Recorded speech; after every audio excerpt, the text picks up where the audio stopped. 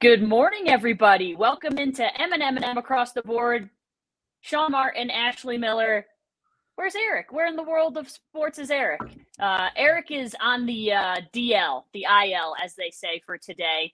Down, he's not feeling well, so we're filling in for him. We're just going to handle the show. We want Eric to get better. I'm actually on the road. I'm mobile here today. I'm in Colorado Springs on a work assignment.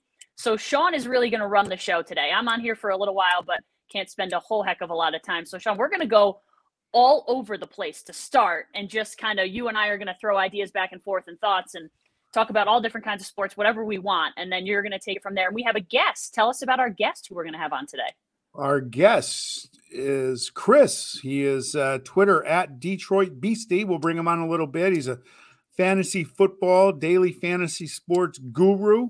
I've followed him on Twitter for some time, and dude knows his stuff. And awesome. So I wanted to get him on here, and he's got a podcast of himself. We'll let him talk about that when he comes on, and we're just going to kind of freewheel it today and see how it goes. Everybody loves a little fantasy football, so he'll give you some. I'm sure he can give you some advice, some tips, what not to do. We'll see what he's got to say. I don't have a fantasy team anymore. I played in college, but it's been a while since I've played fantasy. So maybe I'll play I got a big must-win game this week for my team to get in the playoffs, and my opponent had Dalvin Cook last night just shred me. Oh man, yeah, those pesky Vikings. Yes. Let's start, Shawnee. We'll start in week 13, so we're gonna go backwards. We got week 14 coming up on the horizon. I know we're taping on a Friday here, but surprises. I've said it week after week. I know you've got one surprise that you're probably not happy about in your Raiders. But again, we get a couple other ones. Last week, I know Pittsburgh has played twice since then. Last week, Pittsburgh beats Baltimore and then gets beat by the Vikings last night. And the other one that I was surprised-ish by, I guess you could call it, Detroit gets its first win over the Vikings earlier in the week. So the two teams that played Thursday night had surprising results the week before. Well, we'll talk about the Lions when Chris joins in. He's a big Lions fan. DeAndre Swift jersey in the back of his studio there. Yeah, good for the Lions. I caught the end of that game. And I'll tell you why I was watching that in just a minute. But good for them to finally get over the hump. I love their coach. I think he brings a swagger to that team, and he'll get there if he can get the right players. Now, you would say, why was I on the Detroit-Minnesota game? Well, you brought up the Raiders, and I'll be brief, because I can't stand it. Any Raider fan will tell you, you know how the game is going to go offensively on the first possession. When you come out and run up the middle for 2, run off tackle for 2, and throw a swing pass in the flat to Jacobs or Renfro or Waller if he's out there a yard behind the line of scrimmage, and hope that guy's going to get 7 yards get past the oncoming linebackers, it's going to be a long day, because that tells you the game plan sucks. And the Raiders, I think, are trying to be a run-first team when they don't have a run-first personnel. And Greg Olsen better figure it out. He's not going to be there next year, and he's probably not going to be there anyway. The Raiders need to pass the ball to set up the run, okay? And they come out and try and force feed this running game, and when it doesn't work, they go so conservative. I got dents in my head from banging it off the table. Okay, it's brutal. And on the first series, after the first series, I said, I need a break. I'm going to go to Detroit and catch the end of that game and see what happens, because it's awful. And then they come out in the second half. I went to take one of my kids to bed the other night. The Raiders were down 14-6. I thought I was gone for like 4 minutes. I come out and they're already in the end zone with a touchdown. You know why? Because they come out and threw the ball around and spread the field. Use Deshaun Jackson's speed. Make them defend the whole field, not the box. Okay, I'm done with the Raiders. Thank you. The disappointment of the week is the Buffalo Bills. At home. Yep. I know it was crappy weather. Both teams got to play in it. You lose a game where the opposing team runs or throws 3 passes. How do you do that? Right? I mean, they weren't going to throw. And I read today it was called bully ball, and that's exactly what it was. And the Bills got a tough road. I still think they're going to make the playoffs. They're going to have to figure it out. I actually think they're going to beat Tampa this week, just because the NFL is so crazy. But to me, they're the disappointment of the week. You're on national TV. You got a chance to send a message to the Patriots, and you just got run over. Not good. Yeah, I agree. The one thing that I thought was interesting that you said, like, you were happy for the Lions and you think that coach is the right guy. The locker room video of coach getting his first win and like the sheer joy of the players around him tells me everything I need to know. And if I'm an organization head, if I'm ownership, he is the right guy because these guys, they clearly have bought in. They're trying. They were just elated for this coach to get him his first win. And to see that was kind of heartwarming because it was like, you don't see that very often, but they were it was like seeing kids play a little league game to get their first win. So I'm happy for the Lions. As we said, Chris is happy. We'll talk to him about it in a little bit, but yeah, you don't want to see a team go 0-16, 0-17. And you feel for the team. They've had so many heartbreaking losses this year. They've been so close. Yeah. So for them to finally get it, good for them. As for the Bills, I went into this game saying the Bills need this game more than the Patriots do. The Patriots were on such a high, had won 7 in a row at that time going into the game. And the Patriots didn't need it. If they lost that game, no one was going to think any differently of them. But had the Bills lost that game like they did, I think people were going to really start to question and had already started to question what this team was made of. I don't love the fact, like you said, I don't mind that they lost the game. It was competitive. They didn't get blown out. Fine. But like you said, you knew what was coming every time. Yeah. After the first half, Mac Jones had thrown 1 or 2 passes. You had to know it was going to be Ramondre Stevenson. And they were just going to run it down your throat. And they have 2 great backs. So the Patriots have it figured out, unfortunately, for the rest of the football world. And the Bills, like you said, will probably make the playoffs. But this division is the Patriots to lose at this point. 9-4, the Bills are 7-5. So, yeah, the Patriots are doing what the Patriots do. And look out, Cowboys, because at this point, Washington is not out of this, which is crazy to think about. And I get it. I don't think Dallas is going to lose a lot of conference games, so maybe they can hold on. But Washington feels like they're starting to figure it out as well. So I don't think that division is locked up by any stretch. I don't think it is either. The Washington's, they're playing since they lost Chase Young. The defense has really stepped up, and Taylor Heineke's doing enough to win games. Yeah, they were an annoyance on Sunday. Even Philly, I don't think Philly is that good. But I could see them sneaking in because the rest of the NFC, it's either a have or a have not, and just a few teams right in the middle there. The thing I see with Dallas, I think they're a better team with Tony Pollard in the backfield than Ezekiel Elliott. Yeah, Elliott looks slow. I'll talk to Chris about this more. I wonder if Elliott's just becoming one of those running backs only have so many carries in their legs, right? And is Elliott going to be a 5, 6, 7? I don't know how long he's been in the league, 5, 6, 7 year type of guy, because he looks like he's slowing down, and it just seems like 2 or 3 yards at a pop, and that burst isn't there that he certainly had his first couple of years in the league and going back to Ohio State. Yeah, he feels to me he's more of like a big bruising running back, and Pollard has just the speed and agility that one cut and that dude is gone. And so many runs, like you don't see him getting hit and running through tacklers. It's the ones where they open a big hole or he makes the right cut and kind of redirects, and then he's gone, and it feels like he never gets touched. Zeke is the kind of guy who he needs to bust or bully his way through tacklers and then get loose and start picking up steam. So they're very different running backs, but yeah, you're right. Tony Pollard they've been better with him in the backfield. Yeah, I'm trying to figure out what happened last night. You talk about guys, I watched that Minnesota game up till 23-zip, and I went to bed. I was tired.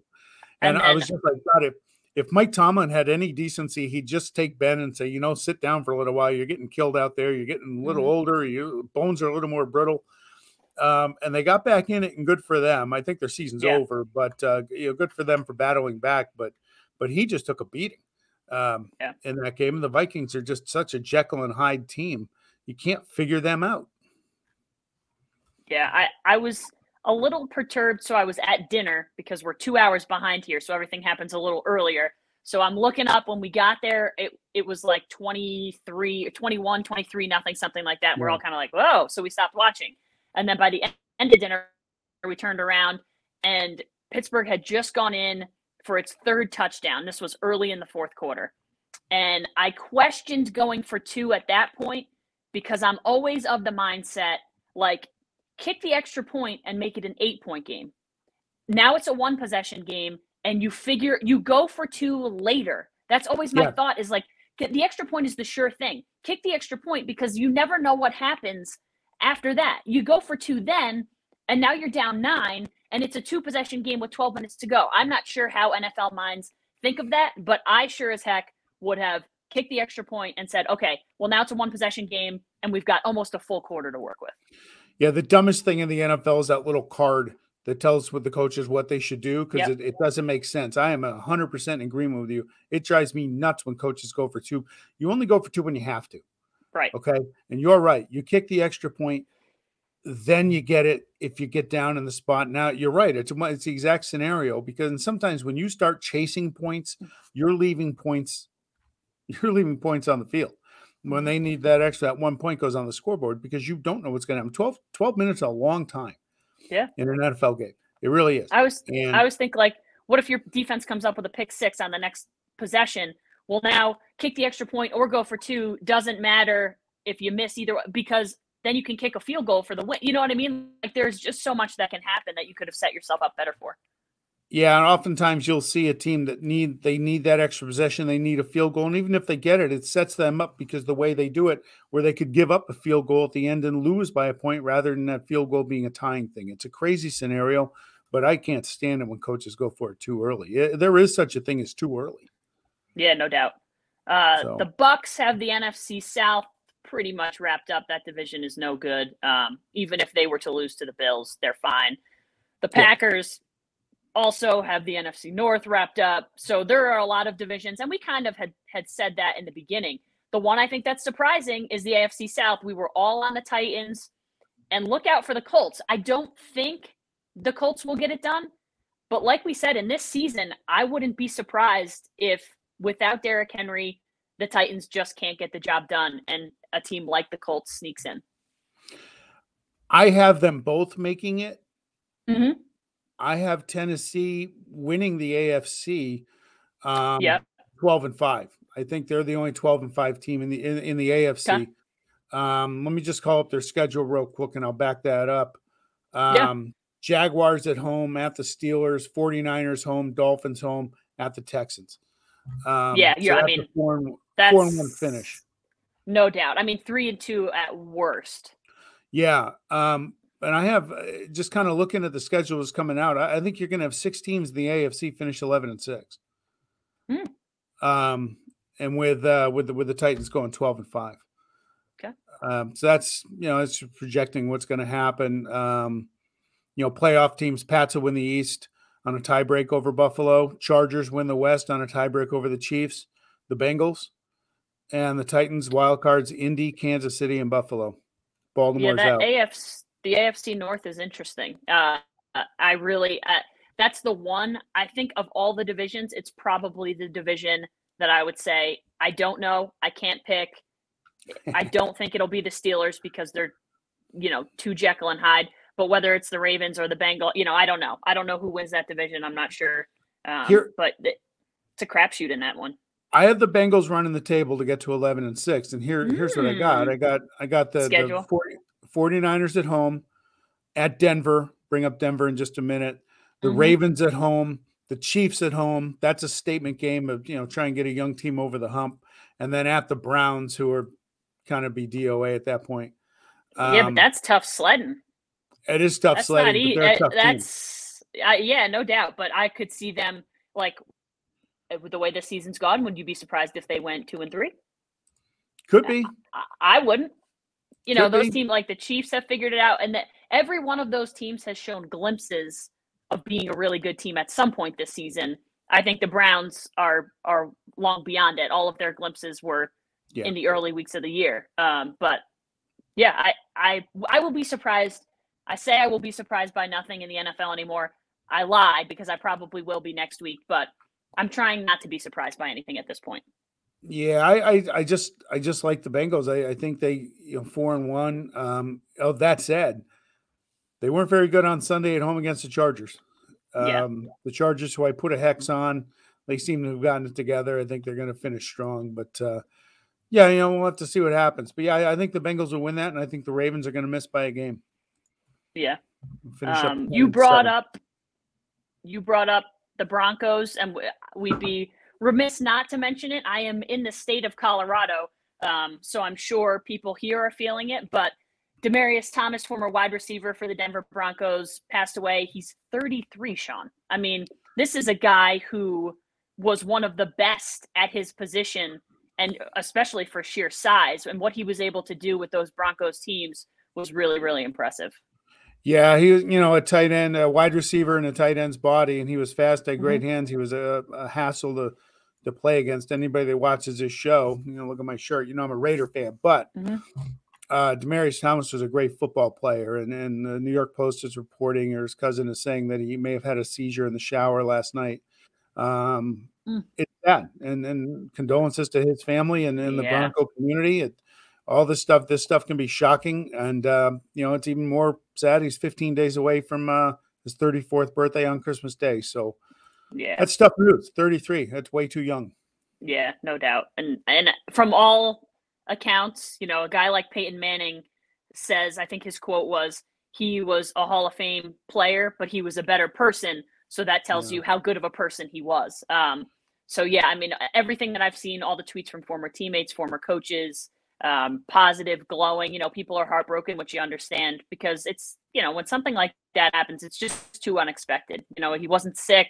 People people didn't realize that this was the end. And so tough to see, but yeah, like you said, we wish all the best to his family, friends, and everybody affiliated with him. But what a talent. Yeah. What a talent.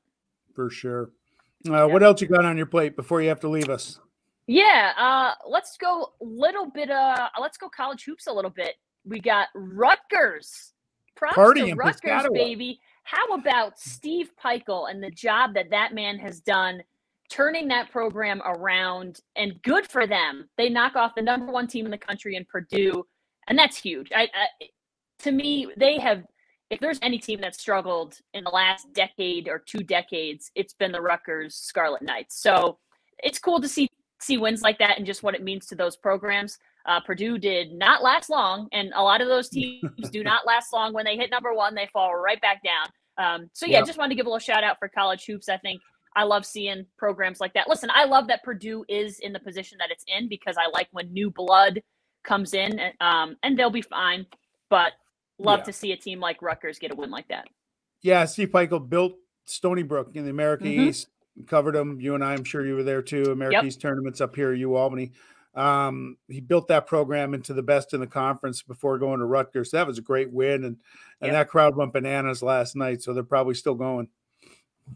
Yeah, I love it. And then UConn women lose Paige Beckers for a significant amount of time, 6 to 8 weeks. It'll probably be more than that. And then they go out and they lose to Georgia Tech. And it's the first time they've lost to an unranked team. I'm going to get this wrong. I want to say it's been at least 10 years, but it may be more than that. So that's a little something. And I get it. You don't have your best player.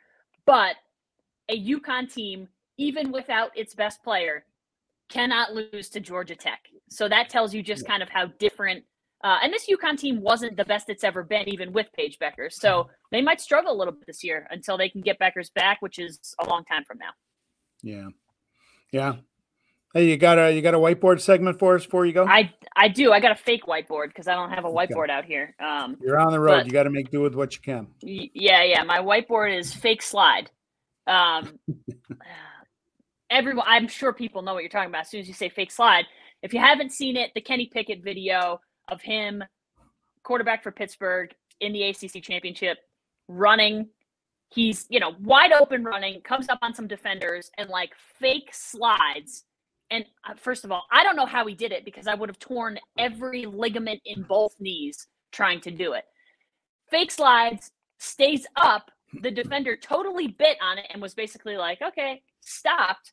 And then the guy busts through for a huge touchdown. It wasn't the deciding, listen, they won by 3 touchdowns, I think. It's not like it was the deciding play, but I hate the play. And I get it. He did it in the spur of the moment. I'm sure it wasn't a calculated, hey, I'm going to run, and when I get loose, I'm going to fake slide. did it in the spur of the moment. I hate the play, and I had argued they should immediately outlaw it in the NCAA. I know that's not how things work. It's going to have to go through a whole NCAA process. But earlier today, the NCAA did say any fake slide, if you're doing it or pretending to do it, whatever, we're going to blow it dead because you are giving yourself up. And my biggest thing, I got into like a little bit of a Twitter war with someone on this, was you have to outlaw it because this rule was made to protect the quarterback. And that's all it was made to do. It was made for that position and to keep quarterbacks safe. And now you're exploiting that rule by trying to mess with it. You're saying like, oh, I'm giving myself up. Oh, no, I'm not. Because you're now taking control away from the defensive players. And like that player, he gave up because he assumed he was giving himself up. So he said, you know what? I'm not going to hit him. This is why the rule is made. Let's keep the quarterback safe. I don't want to get flagged or thrown out for targeting or whatever, whatever else other penalty could happen, unsportsmanlike conduct. So he gave up on the play. So I had someone on Twitter arguing it's no different than a crossover or a deke in basketball.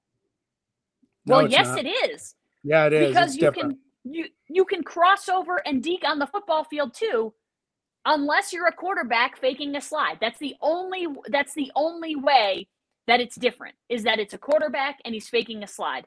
Anybody else, you're a running back, you're a wide receiver, cross over and deke all you want. And honestly, if you're a quarterback and you want to cross over and deke, go ahead. You're allowed to do that. If you want to put your physical well-being on the line and you want to try to deke a defender or go up and over a defender, have at it. You can't fake a slide. The rule was made to protect you, and now you're taking advantage of it. So good on the NCAA for coming out and saying, nope, we're going to put an end to that real quick.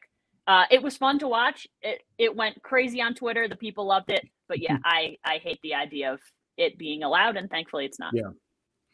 All right. So there's my rant. Okay. Feel better? All right. Well, yeah, perfect. Okay. Now we're going to bring somebody in with much more knowledge. Well, I'm gonna tap out, and we'll tag in Chris, and you guys can talk all the fantasy football your heart desires.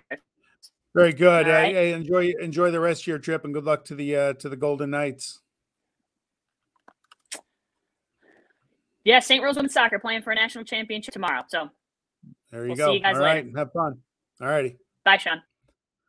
And before we get to our guests, I want to remind you can follow our show on Twitter at MMMATB1. We can be caught on YouTube, Apple, Spotify. Hey, folks, the final few months of 2021 are here, and that means holidays are approaching, a couple weeks out. Make sure your home is safe and warm this season thanks to Johnstone Supply in Troy. The Goodman furnaces are now in stock.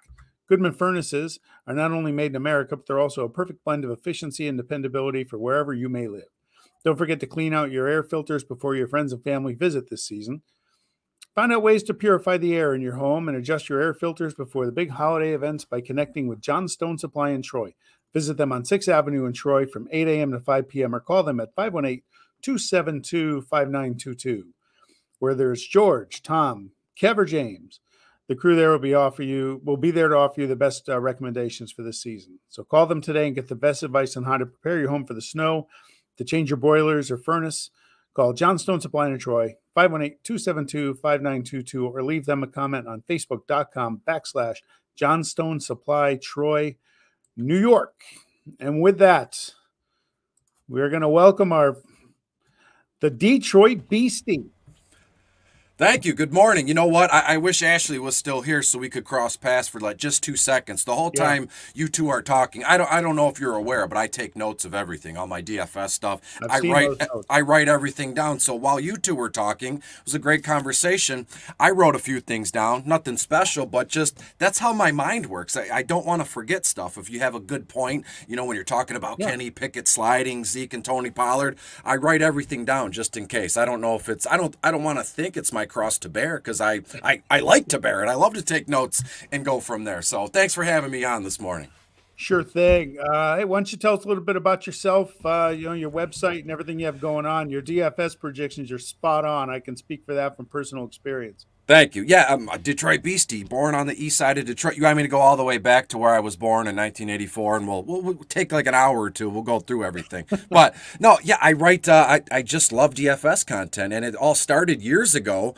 you know, when I first started playing, like 2009, 2010, I couldn't find, you know, good information. There was no such thing as optimizers back then. There was no such thing as kind of like a GPP dart kind of play or punt play. There was no such thing. So I decided to create a little bit of stuff on my own. Hence, that's where Bottom of the Barrel came from. Everybody knows those high-priced studs to play on a weekly basis. But as you know, Sean, there's a fictitious salary cap. We can't just put all in our lines, just stud after stud after stud. So it's kind of snowballed. I've been writing the article for like 7 or 8 years, and nobody really cared about it until last season. It really took off for me. So, I mean, I'm not comparing myself to like a rock star or like an A-list celebrity where I just need a shot, and I finally broke through and got my dream role. Not what I'm doing is not that serious, right? Just writing and DFS stuff. So yeah, I love it very much, and it's picked up the pace. People are really taken to it. So every week, every season, every week, I try to up my game here.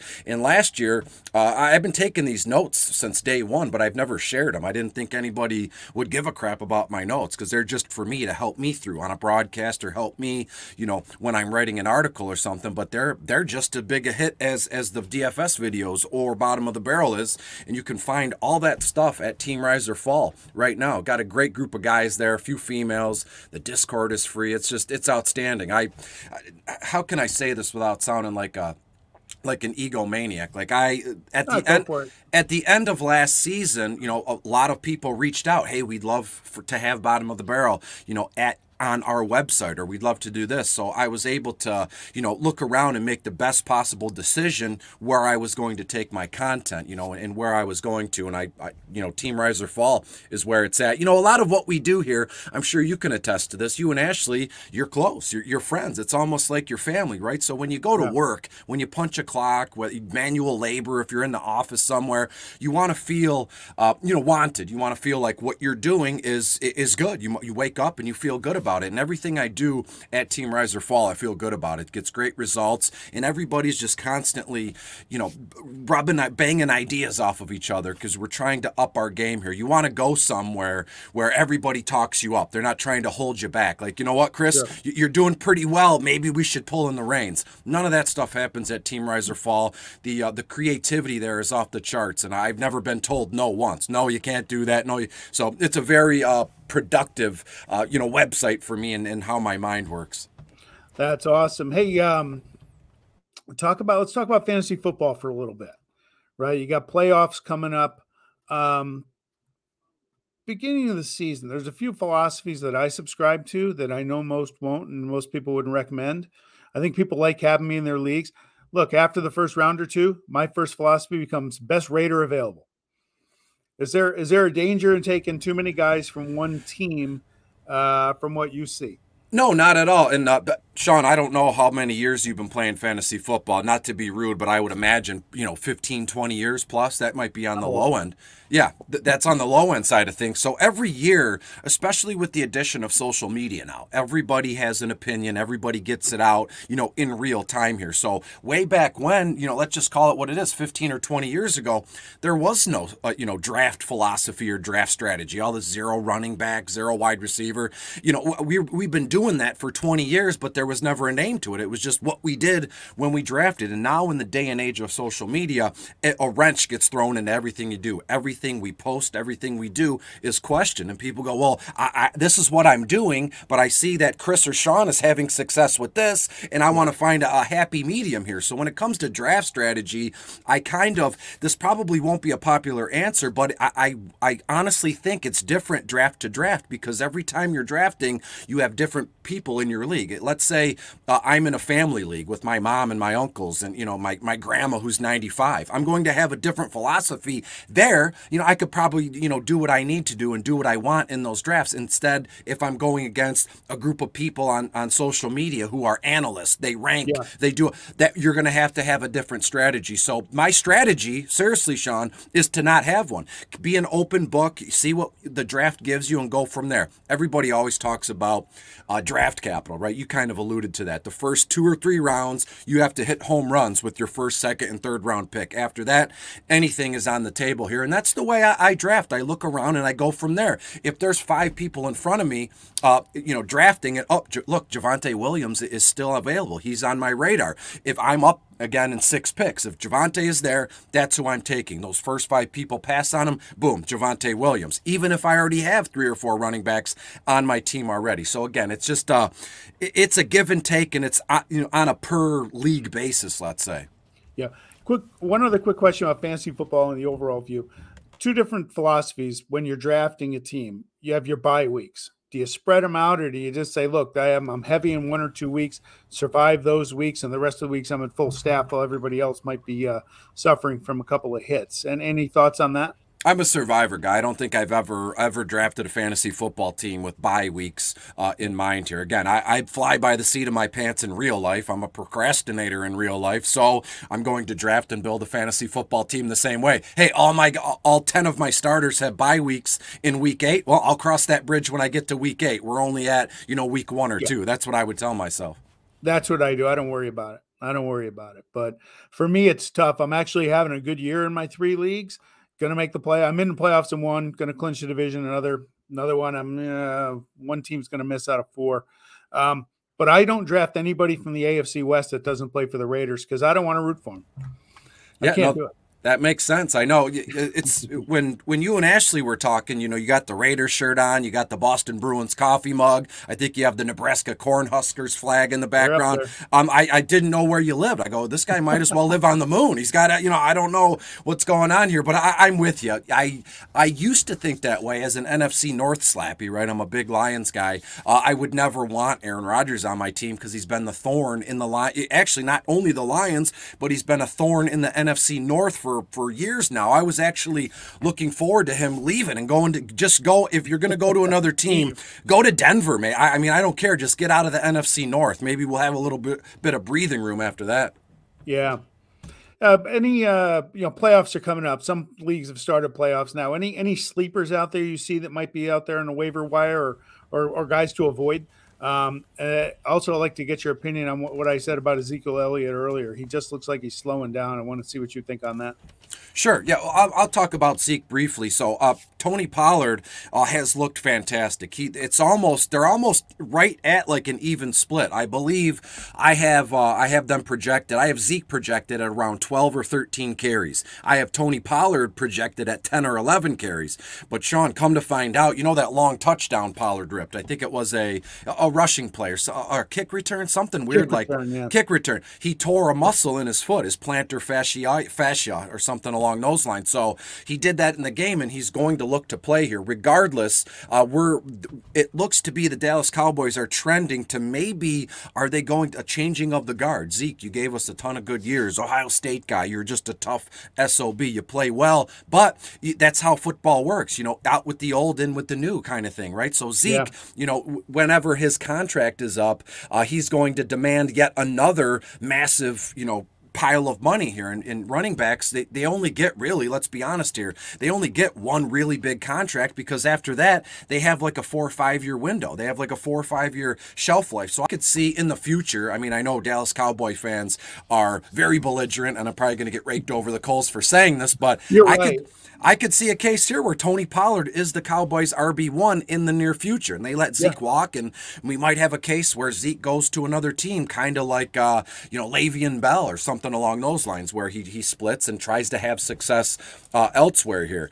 In terms of some players you want to get in on now, if you make the playoffs in a season like this with all the injuries, with all the COVID stuff, maybe you can agree with me here. I don't think I've ever seen a season in all my years on this earth of football in general, so many injuries, so many devastating seasonal ending injuries here to just about everybody. It was really a bummer when Derrick Henry left. Everybody loves to watch him play, no matter where you're from. So I'm not avoiding anybody, because again, who do you have in your lineup at this stage of the season that you can kind of put in? The big thing yesterday on Thursday Night Football was are we to Cook or not to Cook? Are you going to start Dalvin Cook? Are you going to sit Cook? I told everybody that would listen. Regardless, if Cook is active, I'm going to start him. That's one of those cases. Round 1 of the playoffs on Thursday makes it even tougher. People hate starting folks on Thursday night. But seriously, if you have Dalvin Cook, who else on your lineup would you feel more comfortable putting in over Cook? And look, I know a lot of folks that they sat Dalvin Cook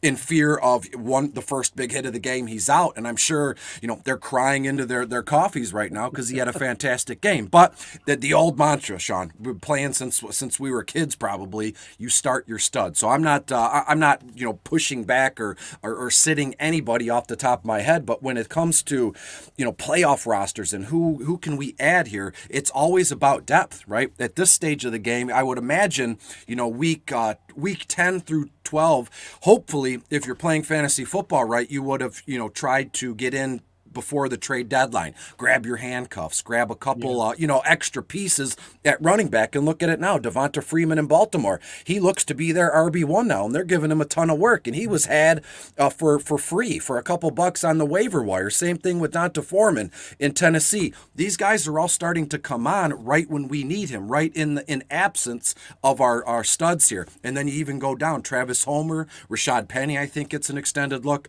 today, and then we go with the wide receivers. I mean, there's a never-ending supply of wide receivers if you need them on a week-to-week basis, which also makes it fantastic from a DFS perspective, Sean. Yeah, I've lost Derrick Henry in 2 of my leagues, and then one league I'm in a 3-way tie for first place, a 4-way tie for 3 wild card spots, and my opponent had Dalvin Cook last night. So we're behind the 8 ball a little bit, and just win baby football is going to have to rally up. I feel like people, I don't know if this is an insult or not. You tell me. I feel like people are too smart for their own good. If someone said that to you, well, you're saying I'm really smart, but I'm not using it properly. So last night was a case in point. Too smart for your own good. Think you know better than everybody else. Granted, it is your team. You're allowed to do as you please. But Dalvin Cook is a stone cold stud. So everybody who sat Dalvin Cook, I think they tinkered too much. They got in their own head too much. They started at point A and they went a 360 back to I'm going to start him, not. And then boom, like picking the petals off a flower, to start him not, and boom, here we are. Hey, a couple weeks ago, I did a little rant on this show. Being a Raider fan, a long-suffering Raider fan, I kind of took the mantle for a few fan bases, and Detroit was one of them. Cleveland was another. The Jets are just a hot mess every year. What's not to bring the mood down? Don't want to lower the lights in the room, but Detroit Lion fan, what kind of mental toughness does that take? It's been a tough year. Oh, extremely. Just immense volumes of, therapy, all that stuff, and just trying to be okay. But here, as I'm 37 years old, I've lived, born and raised on the east side of Detroit. I don't live in the city proper now. I'm about 20, 30 minutes north, but that never really leaves you. So I'm just a big Detroit sports fan in general. And if you look back all through my childhood, middle school, high school, the Red Wings were always outstanding. The Tigers, right? They pushed for pennants and played in World Series. Michigan football. I'm a Michigan guy, not a state guy. And look what they're doing this season. Playoffs and second overall seed and all these awards. Harbaugh's coach of the year. So as a kid growing up here, the Lions, it was just, it was kind of like house money, right? Granted, the Lions, they just absolutely take over media here in Detroit. The Red Wings could win 50 games in a row and the Lions, lose a game on Sunday. Front page of the sports section, it's all about the Lions. So they dominate the media here in Detroit. But what I'm getting at here, Sean, is through all my life, I was able to count on the Red Wings, the Pistons to some extent back in the early 2000s, Michigan football, even the Tigers. So I was okay. So anything the Lions did or did not do, that's okay. Playing with the house's money. And we went through a major lull here in Detroit sports, kind of going through it now. Red Wings look fantastic. The Tigers are probably coming up here. So back to your original question of the Lions, I see no issue here. And people have said that to me. Well, Chris, you're full of crap. How can you say you see no issue with the Detroit Lions? Well, them losing or playing awful and making bad decisions as a coaching staff or draft strategies, it's been the normal. I'm so desensitized to the Lions' bad decision making. So when they win a game like they did on Sunday, it really is like our Super Bowl. Normally Thursday, Thanksgiving football game, that's our Super Bowl here. But the Lions, a long-term outlook, Ashley said it best, the players just absolutely love Dan Campbell, which is a complete mix from what was going on with Matt Patricia. From all accounts, he was mean and rude to everybody, talking down to people, even the players. As you know, Darius Slay wanted to split, and Matt Stafford, Patricia probably got the ball rolling on Stafford, although that trade made sense. But to me, it's all about how do you lead men, right? You get kids from college, they're 19, 20 years old, they get drafted here. You can't talk down to them. In a way, correct me if I'm wrong here, in a way, the coaching staff, granted, even Dan Campbell, he's young enough. He's not some 75, 80-year-old coach that's been doing it. He's still, what is he, in his early 40s, mid 40s here? So I like to think him and the players are kind of on the same path. He once played. He knows what it takes. Now he's the coach. So if everybody can, I'm doing this, if everybody can get along and treat everybody else with respect, you're going to have good results. Granted, the Lions have only won one game. They lost 10 games, but I do firmly believe that they're on the right path here. Everybody on earth saw this coming, that Lions aren't going to have any success this season, maybe next season, but they cleaned house, and that's okay. So we got to start from scratch, and I believe they have their lion paws firmly in the grasp of what they're doing here, and it's going to be all about the draft class. Last season, their draft was outstanding. They have a couple first-round selections in 2022, so that's what it's about. And I love what Dan and Brad are starting to do. Build from the trenches out, and if you look around to any NFL team, I'll say, Kansas City, for example. Sorry, might want to earmuff it here. But look, the Kansas City Chiefs were fantastic, and they, right when they felt like they could win now, that's when they grabbed a quarterback in the draft. And that quarterback was Patrick Mahomes. And it also helped that he has, that 1% stud superstar factor. But I'd like to think that the Lions, hopefully, it's kind of like a blueprint where let's build the Lions out. We'll add some free agents on our defensive front, maybe some safeties, and then when we're ready, hopefully in 2023, that's when you draft your franchise quarterback in the draft, and we go from there. So we have a window here. What is it, 2 to 5 years, and we'll see what's happening. Yeah. And in the meantime, it's all house money as we watch the Red Wings and the Tigers kind of get good with all their young kids. How about the Wolverines? Somebody on our show, let me see, it wasn't Ashley, it was me, in I think early November, said Michigan was going to the Final Four in the football, and here they are. What are the thoughts on Go Blue in Georgia? My preseason pick to win it all. And also just a reaction from ESPN saying, watch out, Jim Harbaugh to Las Vegas possibly. I haven't heard that one about Harbaugh going to Vegas. He's so, in a way, I mean, I love Michigan. I love Harbaugh, but sometimes Jim Harbaugh's love for Michigan and how he talks about it, it's sickening. It's like he's married to anything Michigan. I think he's a great coach. I don't think he'll split to go to the NFL. Why would he do that? He's getting not now. They're just printing. He's printing money over there for Michigan. So, anyways, great call on your part. Preseason, they weren't even ranked preseason. So to make that leap, go, Michigan's going to make it to the Final Four. That's outstanding. Against Ohio State, against Iowa in the Big Ten championship game, they were dominant. Let's just call it. They completely made Iowa look silly, and it's nothing but respect. The Big Ten in general, it's tough, hard-nosed football, and I respect all those programs aside from Ohio State. But I digress. I'll move on here. I do firmly believe that Michigan should have been ranked number 1, and we get that thing here where it's one of two things. You're a homer. You think, well, Michigan, their last 2 games, it wasn't even close. I mean, they beat the doors off Ohio State. They beat the doors off of Iowa here. And while Alabama and Georgia, they fought it out. It was close at times, but overall, Alabama won. And I'm so sick of hearing that. Well, yeah, Michigan, they should have been number 1, but the voting committee didn't want a rematch of the SEC championship game in the first round of the playoffs. Exactly. How is that fair to Cincinnati? How is that fair to Michigan? If you're the better team, that's where you belong. And I've never gotten into the whole CFB playoff picture. Now, people really dig into that. They wear tinfoil hats and they talk about the conspiracy theory that is the selection committee here. And it's starting to make sense now. It's all about, let's call it what it is. Any professional sports, especially pro football and college football, it's all about the revenue. It's all about TV rights. Where can we go? How many shirts can we print? How many sponsors can we get? So if they put Michigan number 1, that would have been outstanding. But to then put Alabama number 1 again, that's the little bit more money that they're looking for. So they're just looking to squeeze us dry, of viewership and money here. So those are my thoughts. Maybe I went a little overboard, but hey, my opinion. I asked. Hey, before we let you go, how can people find you if they want to follow you and all the great things you're doing? Sure, pretty simple. You can find me on Twitter at Detroit Beastie. My DMs are always open. Anybody needs anything, fantasy football advice, DFS advice. You just want, hey, I'm having trouble. I like to talk to everybody about anything. I have no issue sitting down and chatting and giving advice or taking advice. And all my content is on at Team Rise or Fall. That's what we're doing there. It's a big DFS site. Have a ton of good tools. And the most important one I find that's good for me is ownership percentage. A lot of the ownership percentage stuff in DFS gets swept under the rug. No one talks about it, but you can have a major edge if you're digging through ownership percentage. So at Detroit Beastie, all my content at Team Rise or Fall.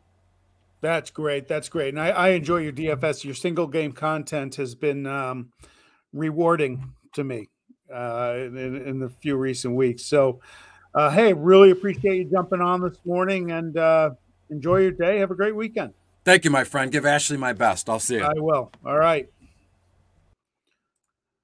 Okay, let's move along. Hey, running solo, working without a net. At MMMATB1 is our Twitter handle. We can be found at YouTube, Apple, Spotify. And hey, it's the 12 Days of Giving at Mohawk Honda. Head to Mohawk Honda's Facebook page. To nominate a charity to receive $5,000, make sure to comment and tag the charity in the comments along with like and sharing their pinned post on Facebook page.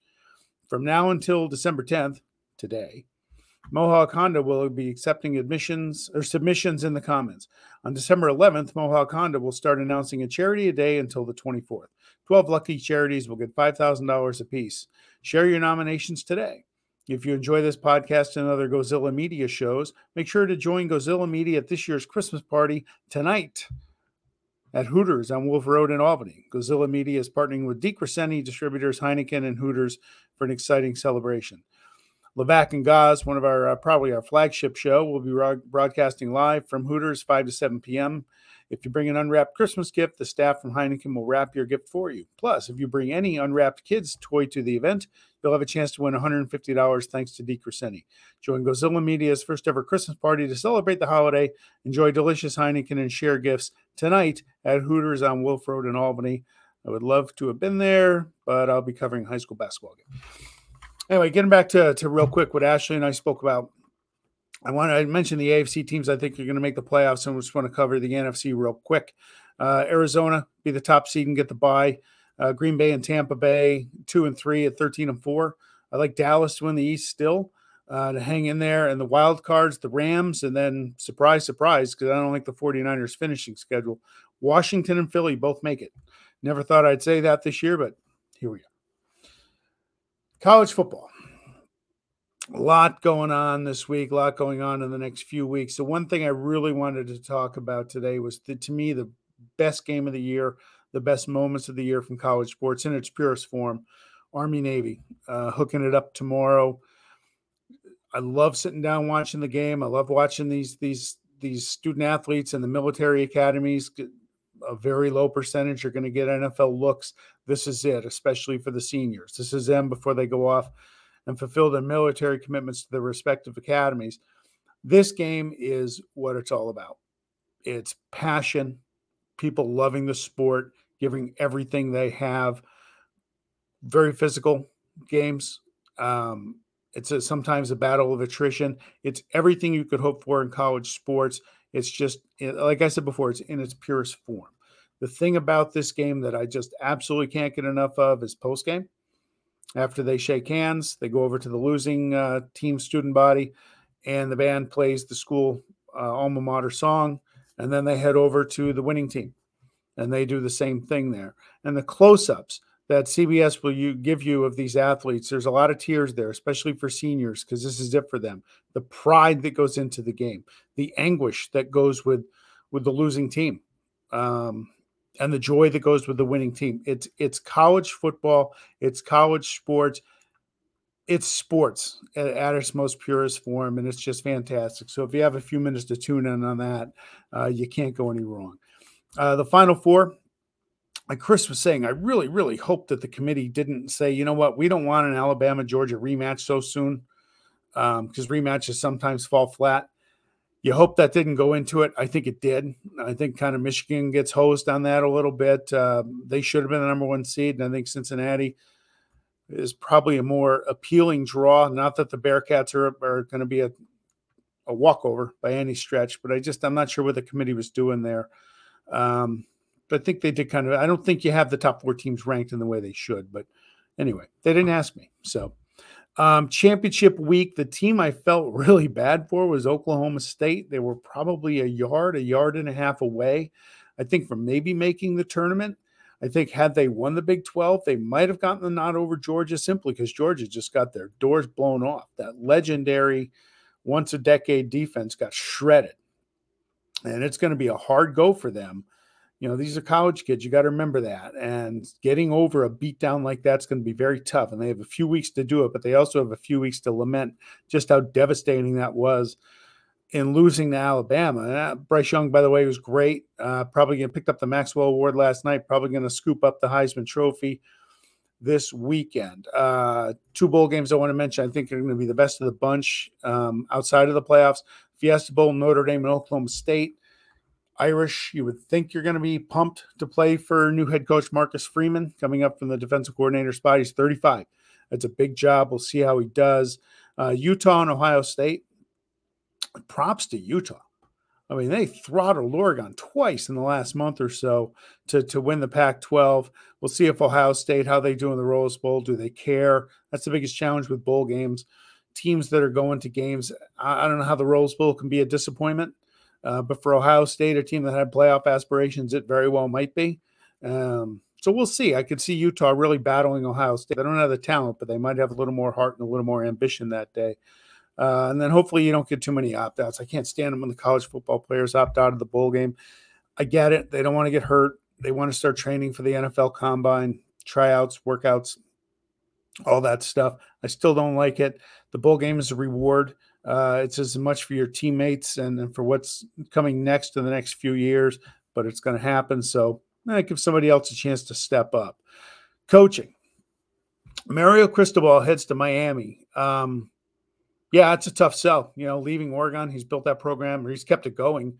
He's had a good run there. Hard to deny going back home to Miami. That's where he's from. That's where he went to college. I know his mother is ailing, and she's down there, so it makes sense. But from a football standpoint, and I love it, Miami's terrible. They're barely relevant, and we'll see if he can do that, get them back. And as a result, Oregon is going back to Chip Kelly, doing reversal, trying to complete the circle from a few years ago when he went to the NFL and the Eagles. They're going to go after him and try and keep that tenure of his at UCLA as short as possible. Brent Venables goes to Oklahoma. We'll see how he does. You know, some guys are great coordinators and not great head coaches. I don't know if he's in that list, but that's going to be the interesting thing to see if he can make that jump. Okay, there's my college football take, and we'll get to my whiteboard now. I'm going to go a little longer because I'm kind of passionate about this, and I'm the only one here. So my whiteboard this week. Hashtag soft. Bring back Ogie Oglethorpe. There's a lot of hockey fans that will tell you that fighting should be outlawed in the game. I'm not one of them. What bothers me, it's bothered me for a while with the NHL. They've tried to get rid of the tough stuff, the fighting. I think they're trying to appeal to a fan base that's not its core, because core hockey fans will tell you that fighting and having an enforcer on your lineup polices the game. It keeps the game safe in a way, which is a concept that I get. It might be tough to embrace, but you look at my Boston Bruins behind me. Captain Priest Bergeron's been getting the living crap beat out of him the last 10 days or so. Got his nose broken in Nashville, and nobody on the Bruins has stepped up to deter the opponents from taking liberties with their captain. You know, years ago, the big bad Bruins, you didn't go after the stars because you'd have to deal with Milan Lucic or Zdeno Chara or Sean Thornton. Okay. The last time the Bruins were this soft, Mark Savard got his head taken off by Matt Cook, a scumbag who at the time was with the Penguins, and no response. Nobody stood up for the guys. He lay on the ice with a concussion that pretty much ended his career. He tried to come back or two, but it didn't work out. You need to be able to take care of your own, right? Last year, Tom Wilson, biggest scumbag in the league currently, took some liberties on Artemi Panarin of the Rangers with no response. He had no fear. Nobody was going to come after him, right? The Rangers were not a tough physical team, so he was able to take a liberty and slam Panarin to the ice. The Rangers went out and picked up Ryan Reeves in the offseason. Now, Ryan Reeves is not the most skilled hockey player in the league, but with him on the ice, other teams are not going to go after your best players. This goes back decades. Why do you think nobody went after Wayne Gretzky?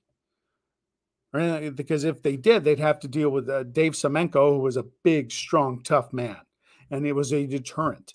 You're taking a lineup spot away from maybe a more skilled player, but you got to keep your own players protected and keep them safe. Without that threat, teams are going to go after your players.